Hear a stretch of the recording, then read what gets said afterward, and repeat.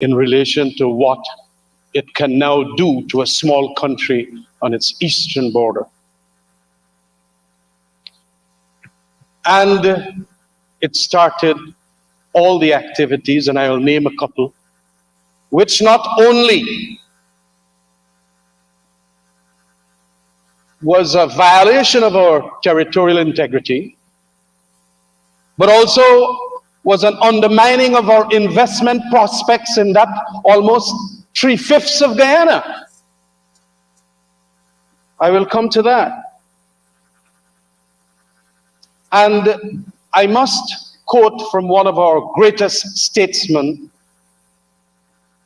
Mr. Sridhar Ramphal, in his book, Guyana in the World, the First of 50 Years and the Predatory Challenge. Being so masterful of the English language as he is, he indicated at page 84 thereof that this welcome of Guyana's freedom was not shared by our neighbor on the Western Front. As I noted in a passage of his, the singular aversion to Guyana's freedom was the very converse of all that their hero, Simon Bolivar, symbolized. Today we have in Venezuela a grasping on to the greatness of Simon Bolivar. But I want to say, before I come to Simon Bolivar, that this is how Sir Sridhar Ramphal described those that had happened in 1966. It was on the flimsiest pretext of an old and disappointed man's posthumous memoirs, set down some 45 years after the events. These shreds and patches embroidered with speculations, ambiguities, and allusions to new but undisclosed evidence. These calumnies against 5 of the most eminent jurists in the world at that time, that Venezuela mounted its international campaign against Guyana as we approached independence. As the date drew nearer, the agitation grew fiercer, threatening in veiled and indirect ways the advance of independence itself. Hence, the British conversations in Geneva in 1966, 3 months before Guyana's independence. Mr. Speaker, when leaders of Venezuela are going to quote and talk about Simon Bolivar, I wish to remind our countrymen and even the Venezuelans who will be, of course, peeking into our parliament here today, what Simon Bolivar, 1783 to 1830, had said in 1819, after independence was gained from Spain. He had indicated around that time, after the fight for freedom, that the peoples of Latin America were so used to tyranny and ignorance and vice that they would not know what to do with freedom. That government had to be appropriate to the people, and that legislators in fledgling countries like Venezuela at that time would have to work to create conditions in which their fellow citizens could enjoy freedom. This is what he said specifically. If a people, and I'm quoting him here, perverted by their training, succeed in achieving their liberty, they will soon lose it. For it would be of no avail to endeavor to explain to them that happiness consists in the practice of virtue, that the rule of law is more powerful than the rule of tyrants. And I want to repeat that. The rule of law is more powerful than the rule of tyrants, because as the laws are more inflexible, everyone should submit to their beneficent austerity. That proper morals and not force are the bases of law, and that to practice justice is to practice liberty. Therefore, legislators, your work is so much the more arduous that we have to re-educate the men and women of Venezuela from being corrupted as a result of their training from, as he said, Spain. This profound advice from one of the greatest of Latin America's heroes must now, of course, be applied to what Venezuela, or at least be compared and contrasted as to what Venezuela seeks to do now. As a matter of fact, I feel that all of the advice of Simon Bolivar is being thrown out of the room, thrown out of the window. And so that is why we have irrational leaders now, almost people who you'd have to say had huge problems appreciating morals and justice and all of that, now trying to do certain things, obviously for their political continuity.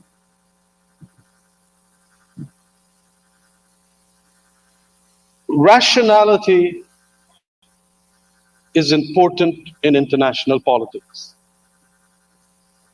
And if we do not recognize what might be the motivations of Maduro and his team, inclusive of Delcy Rodriguez, Honorable Vice President she is, I think, making statements about referendum and all of that means, in my opinion, that there is now a deliberate attempt to transfer their irrationality onto their countrymen for purposes of ensuring that probably they can be distracted from all the problems they have in Venezuela.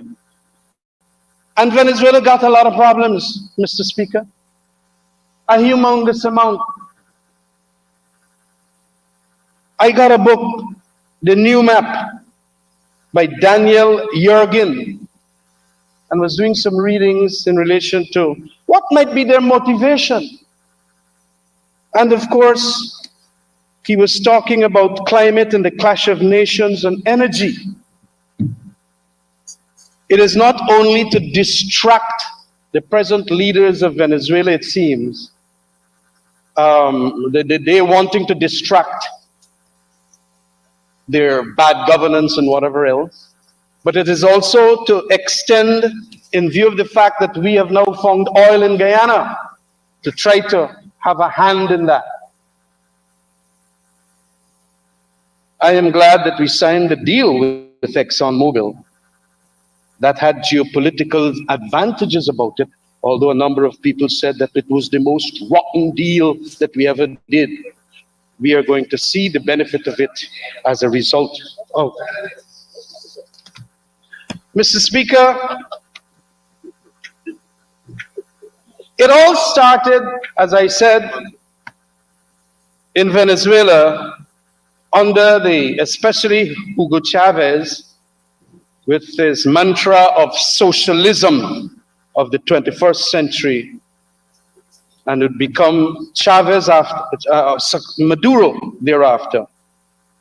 But what Venezuela suffers from now is tremendous economic and even a humanitarian disaster.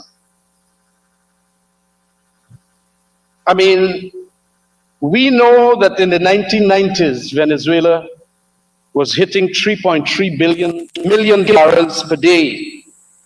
Today, it's about 600,000 barrels per day. We know that so many people have left the country, about 6 million, it's millions. Inflation has annualized to almost an unimaginable 1,000,000%. These are notes I took from Daniel Jorgen. 1,000,000% is their inflation rate. And of course, in 2018, Maduro won a second term. And of course, I suppose they want now not to get all that 300 billion barrels of reserve exploited so that they could give Venezuelans a better chance. They're now eyeing Guyana. That kind of politics that is played in our region is going to be disastrous for this region.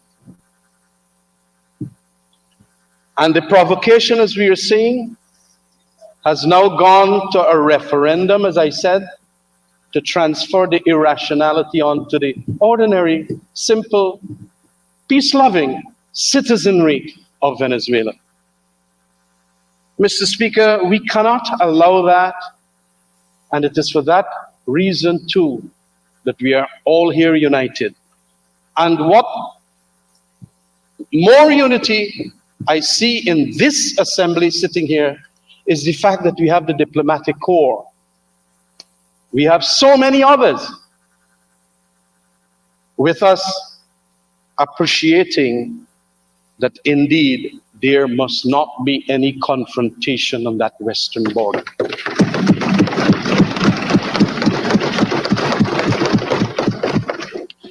Mr. Speaker, we have suffered greatly since this 1960 attitude and approach of Venezuela. When we gained independence, Venezuela under President Leone placed an advertisement in the Times newspaper of London in June 15, 1968 to the effect that Essequibo belonged to Venezuela and that we do not recognize economic concessions that were to be granted by the government of Guyana at that time. Again, same president issued a decree, 1152 of July 9, 1968, purporting to annex a 9-mile-wide belt of sea space along Guyana's entire Essequibo coast. And that was, as I said, July 1968. I remember, as a member of the PPP then, in 2000, Beale Aerospace came here. And another big reversal in investment happened when Rafael Chavez, President Chavez, issued a blunt rejection of the agreement between Guyana government and Beale Aerospace Corporation of the United States to establish a satellite launch facility in the Guyana. We also saw, and I take these from the book that was written by Brigadier Arthur Granger, Caribbean Geopolitics, and a historian of repute. We also had President Rafael Caldera Rodriguez in 1969, or I think it was 1970, blocked Guyana's attempt to allow petroleum exploration rights in the Essequibo by Dimitex, a German company. President Lula Herrera Campins, sometime in 1980, reinforced the blockade by obstructing the development of the Upper Mazaruni hydropower project.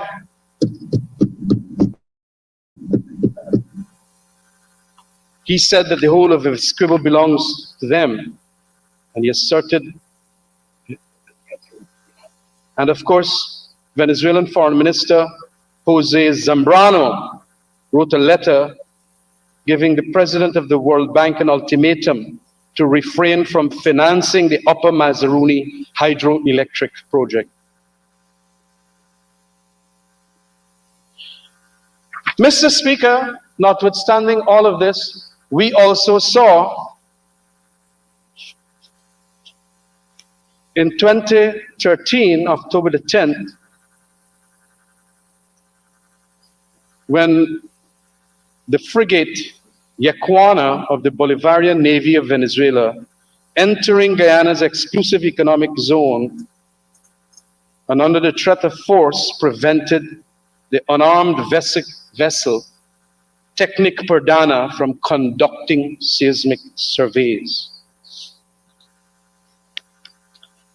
And you know, I remember the same day that we were supposed to inaugurate Brigadier General as the 9th president, Arthur Granger. And on our 49th anniversary of independence, the president of Venezuela then made decree number 1787, stating that that entire coastal plain and the Essequibo there, and even almost to Demerara, they own everything. Continental shelf, exclusive economic zone, all the resources they're under. On the day after that elections, a couple of days after the elections, when President Granger was supposed to be sworn in, and on the 49th anniversary of our independence. Decree 1787. But of course, we went ahead, knowing the geopolitical value of an agreement, now that they have found oil, with Exxon, and not only Exxon, it included a Chinese company, Sino. We understand too that Chevron has bought their of the third company, and we have two very large American companies there. But we had all the time did the acts of eminent domain, meaning acts of our sovereignty over Venezuela, over Essequibo, and Venezuela was well aware of those acts.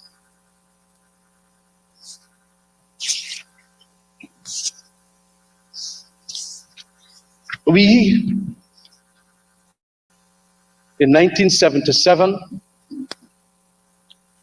enacted the Maritime Boundaries Act on June 30th. We also, November 10th, 1993, endorsed Guyana's ratification of the United Nations Convention on the Law of the Sea. And we, of course, later on, as is stated so meticulously in this book written by David Arthur Granger, that indeed the 60th instrument of ratification, November 16, 1993, enabling the convention to enter into force a year later. Guyana also took steps towards the consolidation of sovereignty over its marine resources with the introduction of the Petroleum Exploration and Production Act of 1986. That became the law in June 1986. And of course, licenses were issued under the Act in 1999, of course, to Exxon. And we have also done all that which makes it very clear that Essequibo belongs to us, by entering fishing agreements, so many other acts of eminent domain, bilateral fishing agreements allowing foreign vessels to fish in Guyana's waters.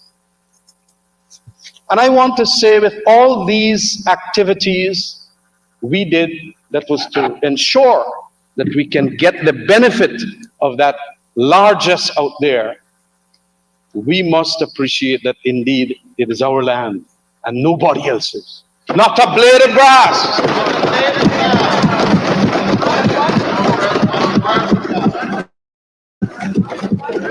And though we may have the situation where they are going to do some saber rattling, we are not going to give up. Guyanese all across this country, in the diaspora, and we have got the wide diaspora. I understand we got some people from Alaska and so on, in Alaska. We are very, very clear and united on this issue. We must ensure that this bonanza that is Essequibo, that is ours, be exploited, and we must not have confrontation from our Western neighbors to any extent. We must see also the flourishing of Guyana, because the space must be allowed without any intervention from any dominant big player called Venezuela.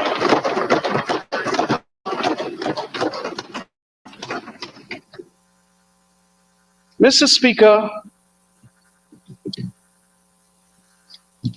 we are going to have a couple of speakers talking, and I don't want to repeat a number of the points that I understand that they will speak on. But I make the point that in this polarized world that we have, there is going to be, and even Mr. Daniel Jurgen talks about it in his book, there is going to be even bigger rivalries all across the globe, especially because of oil, energy, climate change, and so on, migration. And this deepening rivalry must be seen as not creating problems for small countries like us, who might very well now be pressured and forced to take sides with one of the big players. I want to enter that realm of talking about that just for a short moment. Deepening rivalry between, especially as we know that goes on right now, the big countries of the world, you can say it, Washington and Beijing, will expect certain players to support them and certain players to support the others, is what the others might want. As you know, given this collision and incompatible perspectives that we might have, we'll have to combine as a small country Guyana, with all those players to ensure that we get maximum diplomatic support, if not more than diplomatic support, for the purposes of ensuring that Venezuela does not touch a blade of grass. Sometimes these clashes at that higher end of the global order create grave quandaries for small countries like us. And of course, we are connected here in Guyana very closely to the USA. We are also connected culturally to China. So we must not feel any pressure to align with one side, knowing very well that there might be sides taken in relation to certain issues. I do not want to see non-alignment being pressured out of existence. And so I hope that our government, with the support from the opposition, will ensure that the diplomatic work that is done meets that target of ensuring that we can get the support of everybody in the world on this matter. We are one step there almost, because we have done the international law method of carrying it to the ICJ. That's important. And we must adhere to our treaties. We must all adhere to the rule of law, international rule of law. We must adhere to territoriality as prescribed years, 200 years ago, 100 years ago, whatever, and so on. We must not make the Caribbean or this area a zone that will have conflict and confrontation. And so I urge, especially the diplomats and the diplomatic corps members that I see here today, that they do give their wholehearted support to Guyana in this cause. Thank you very much, Mr. Speaker. I commend the motion for full support by each and every parliamentarian here. Thank you very much. Thank you very much, Honorable Member, Mr. Ramjatan.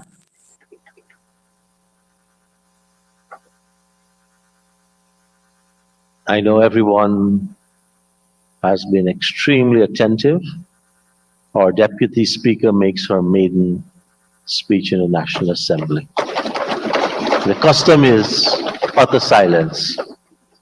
Honorable Deputy Speaker, Dr. Asher Kisson, you have the floor.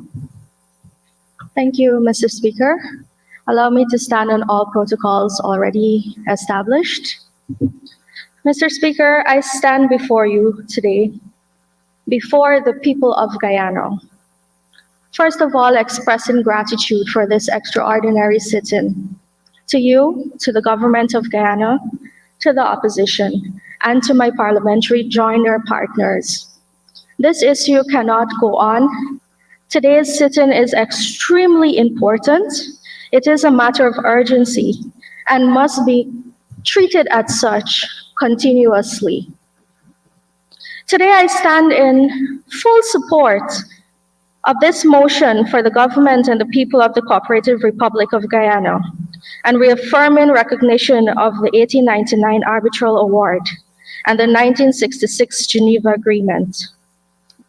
An issue such as this requires of us to stand united, and I must say that I'm very happy to see that government and opposition are working together on this. We as the parliamentary joiner also lend our voices and our support, because at the end of the day, we're all Guyanese. And in the highest house of this country, we will stand as Guyanese to defend our Guyana and Essequibo. I openly and strongly reject the referendum put forward by the Republic of Venezuela on September 21st, 2023. I quote, "Where citizens agree with the historic position of Venezuela not to recognize the jurisdiction of the International Court of Justice to resolve the controversy of Guyana's Essequibo," end quote. I openly reject the proposed question 5 in the referendum, speaking of the annexation of the territory awarded by Guyana by the 1899 Arbitral Award, granting Venezuelan citizenship and identification cards to Guyanese citizens in the regions.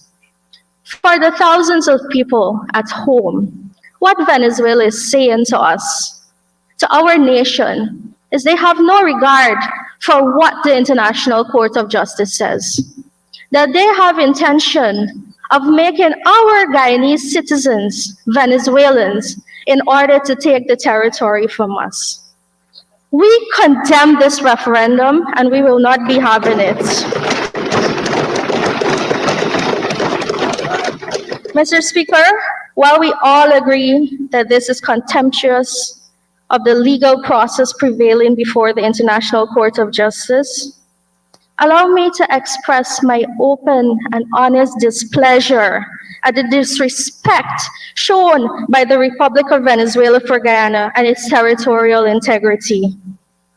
Our Guyana is a peaceful nation. It has been for more than 50 years, 56 years, counting. And what we have been seeing happening at Venezuela's borders and ongoing in their country is very distasteful. Internationally, there has been a lot of unrest. There have been wars, the issues, just to mention a few, in Israel, Ukraine. And I stand here to say that Guyana must lead by example in showing the world that peace comes first. And we will not bow to Venezuela's threats. Mr. Speaker, with the motion put forward, we stand in support of affirming the sovereignty and territorial integrity of the state of the Cooperative Republic of Guyana. I reaffirm the recognition and acceptance of the 1899 Arbitral Award and the 1966 Geneva Agreement. I denounce as unlawful, void, and of no international legal effect the referendum in Venezuela. I support the government in its pursuit to ensure a peaceful and lawful resolution of the controversy before the ICJ. I support the government's formal approach for the urgent protection done through the International Court of Justice. I support calls for the deepening of engagements among all national stakeholders. I would like to express gratitude to our international partners. A friend indeed is a friend indeed. A friend in need is a friend indeed. And we are in need. There is no time for silence. We require our international partners to speak out, to speak up, and to support Guyana as we stand on the side of the law. Mr. Speaker, the Venezuelan government needs to concentrate on giving its people a better life today and to leave Guyana alone. We see their people leaving Venezuela by the thousands, including coming to Guyana. And to be honest, Mr. Speaker, if I had leaders who had no regard for international law, I'd probably be leaving my country also. We need to continue along the legal lines, Mr. Speaker. We will not back down. We are focused on building our nation. Hundreds and thousands of Guyanese are returning home. And we will reaffirm to Venezuela that our territorial integrity will be protected. Mr. Speaker, you will hear a lot today, people will say not a blade of grass. But I stand before this House saying not one drop of sweat, not one tear from any mother or child being displaced from Essequibo, not one Guyanese citizen will be given Venezuelan citizenship because Essequibo is our own. And our territorial integrity must be protected. Thank you very much.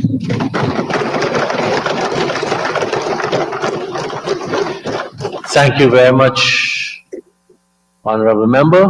Honorable Members, we will take the suspension now and return at 1 p.m. Thank you.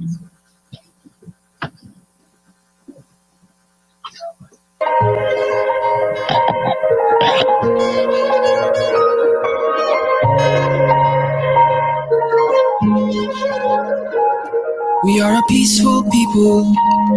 Struggle is with struggle, and we don't look for trouble. Just ask around. But when outside faces from foreign places talk about taking over, we ain't backing down. We ain't giving up no mountains. We ain't giving up no tree. We ain't giving up no river that belongs to we. Not one blue sake, not one ride, not a blade of grass. This land is all I know.